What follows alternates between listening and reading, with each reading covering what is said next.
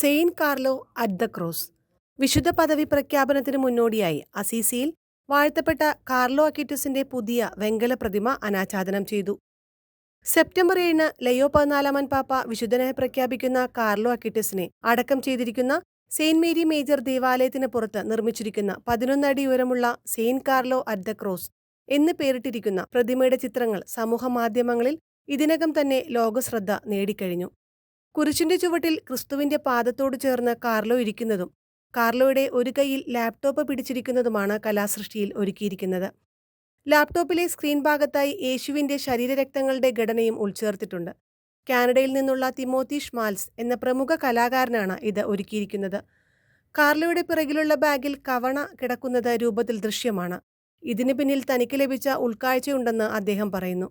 ഞാനിതിന്റെ നിർമ്മാണത്തിൽ ഏർപ്പെട്ടുകൊണ്ടിരുന്നപ്പോൾ ദാവീദിന്റെയും ഗോലിയാത്തിന്റെയും സംഭവം മനസ്സിൽ നിലനിന്നിരുന്നു. ക്രൈസ്തവ വിശ്വാസത്തെയും ആത്മീയതയെയും നിസാരവൽക്കരിക്കുന്ന മുഖ്യധാരാ മാധ്യമങ്ങളുടെ ഈ ഗോലിയാത്തിനെ നേരിടാൻ ആധുനിക കാലത്തെ കവണ, അതായത് സാങ്കേതിക വിദ്യ ഉപയോഗിക്കുന്ന ഈ ചെറുപ്പക്കാരൻ എന്നു പറയുവാനാണ് ഇതുകൊണ്ട് ഉദ്ദേശിച്ചതെന്ന് തിമോത്തി പറഞ്ഞു.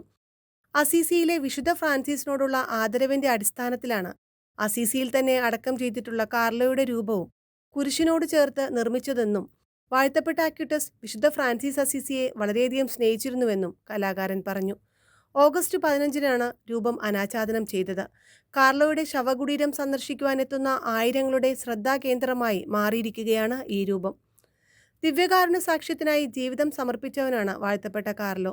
2006 രക്താർബുദം ബാധിച്ച് 15 വയസ്സുള്ളപ്പോൾ മരിക്കുന്നതിന് മുൻപ് ലോകമെമ്പാടുമുള്ള ദിവ്യകാരുണ്യ അത്ഭുതങ്ങളുടെ ഒരു ഓൺലൈൻ ഡാറ്റാബേസ് സൃഷ്ടിക്കാൻ വാഴ്ത്തപ്പെട്ട അക്വിറ്റസ് കമ്പ്യൂട്ടറുകളെക്കുറിച്ചുള്ള തന്റെ അറിവ് ഉപയോഗിച്ചു.